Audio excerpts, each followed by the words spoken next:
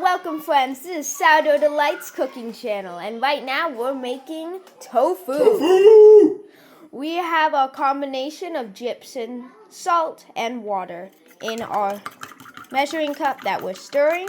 We have our soy milk over there, and we're getting ready for some awesome tofu. Let's do it! Oh yeah, pouring in the soy milk now. I cannot wait for this delicious tofu. Lots of soy milk, oh yeah! So I had soy milk, which is just straight soy milk, right? There's no additives, flavors, what have you. This is non-GMO soybeans and water. Now, it had been in the fridge a little too long in regards to it curdling already. So you can see how the whey and the curds have already naturally separated, which is great if you want to make tofu. I'm going to help it along by just adding a little bit of salt and some gypsum to act as a coagulant and finish separating any of the curds and also firm up the curd structure before we press it into awesome delicious tofu. Time to heat the soy milk. Alright, to make things easier, I gotta heat these curds up, or in this case if you're using just straight soy milk, to about 175, 185 degrees Fahrenheit.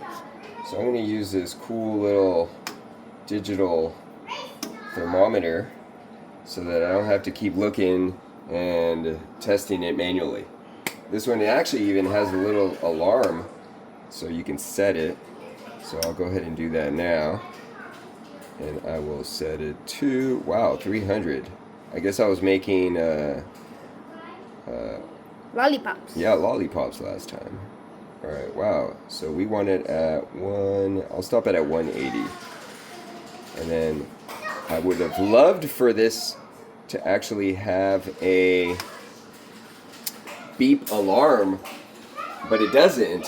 The only thing that happens when it reaches that temperature is that the screen lights up and lets you know. If you have a favorite thermometer or something that actually has an alarm, please put it down in the comment section below and it might be used in our next video. Hey, what I found out is the breather hole, the vent hole that the lid has, is big enough to allow the probe in, and I can actually stand it up so that way the curds heat up a little quicker with the lid on. So I've got it on my rating 2, which is like medium low, and that way you can see the fire. Right? That way it just comes to a nice slow and steady temperature versus if it's too high, then obviously the bottom heats up quicker than the top section. And really, I'm not looking for a quick searing of a steak. I'm looking for nice, slow, controlled so that the curds form as best as they can. Cool. Alright, so not that you need a scale, but it makes things so much easier because volume measurements using cups or spoons, what have you, are somewhat inaccurate depending on how tightly you pack the ingredient. So what I did was I just scooped the gypsum onto my teaspoon to get a very accurate reading. Now this goes down to what, 0.01 grams, whereas this one just does grams. And so one teaspoon, level teaspoon, is about 3.26 grams, in case you need that to scale your recipe. Cool. Scales do make it a whole lot easier. Yes, and I'll put the post, or on the description, I'll put the list of the items that we're using so that you have a quick, easy reference. Alright, so our temp reading right now says 118.6. However, this is why you want to stir occasionally, because that rating is going to spike up as soon as I'm done stirring. So that heat that's trapped at the bottom is now going to be redistributed throughout with a light stir here. It looks much smoother. Why is that? That's just part of the heating process. It's starting to break everything down. Cool. Alright. It smells beautiful. It does. 177.6, that's pretty close to our target. Again, we could use anything from 175 to 185. So I'm going to give this a gentle stir. That looks beautifully foamy. It does, right? And then remove this guy so that we don't bang things around. Now, gypsum sinks naturally. You see that coating there in the very bottom? I do. So we're going to make sure that we swirl that to incorporate it again. Exactly one mixing session later. Alright, so we're going to remove the lid and pour in our coagulant mixture.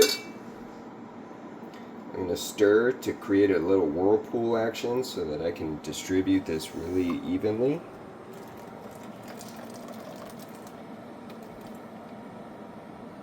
And I like using these silicone spatulas because then it's really handy to scrape any residuals versus a hard spoon that doesn't give. Does that make sense, Aaron? Yes. Yeah, look at that. Boop, boop. Alright, so we're going to give that one more swirl. It definitely helps with scraping things off the edge. It does. See? Scrape. Super quick and efficient. Yes. Which is what you need when cooking lots of meals. Indeed. Alright, so now we're going to let that set for about 20 minutes undisturbed. I'm going to turn off the heat and we'll check back soon. Okay. Approximately 20 minutes later. Alright, welcome back. We have now rested the curd for 20 minutes and we're going to transfer it over to our cheese line cloth with our colander and a bowl to capture that whey. Now we could gently ladle it, or you can just pour it all in. Really just depends on your preference and how safe you feel your process is. I'm pretty used to dealing with hot liquids, so we're just gonna pour that as best we can. Now my colander liner needs to be readjusted there. So we're going to try that again. There we go.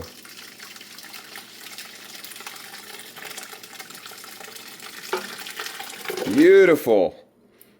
Look at that. All right. Let's see what that looks like. A little close up. Nice. Look at that. Just ready to be pressed. Now I'm just going to give it an initial squeeze here to separate some of that whey out of the curd. But we want to work quickly to get it in the press because you want to press it while it's still hot so it forms correctly. So we're just going to remove that and get it ready for our mold. Alright, so I'm going to be using one of these types of molds that have a follower to put pressure and squeeze some of that whey out. So I'm just going to pick up my cheesecloth / tofu and just kind of wiggle it in there. See that?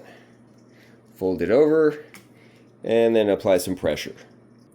Now if you want to give it even more pressure, you can just kind of turn it like I'm doing and then push it down right before you put that weight on, just so that you make sure those curds really adhere to themselves. Alright, so here's the setup so far. We've got our glass tray that's just going to capture any residual whey as it gets squeezed out. And I have a plastic water jug here filled up to weigh 5 pounds. So that way we can keep good even pressure on our curd. It's time for us to check on our delicious tofu. Alright, so we've been pressing our tofu here for about 2 hours. Now you can press it anywhere from 20 minutes to hours depending on the texture, the final texture you want, whether it be soft, firm, extra firm, etc. So let's see. I've been dumping the extra whey. You can also collect it. It's great for smoothies, soup bases, cooking grains, even fertilizer. So let's pull this out. Look at that, Aaron. Ho ho! Hello, tofu brick. Whoa. There you have it. That looks delicious. Look at that. That's how you make your very own tofu.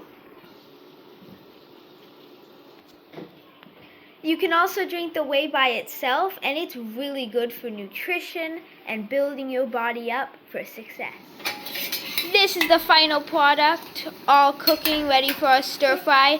Thank you so much for watching. Make sure to comment, like, and subscribe. I hope to see you in our next video.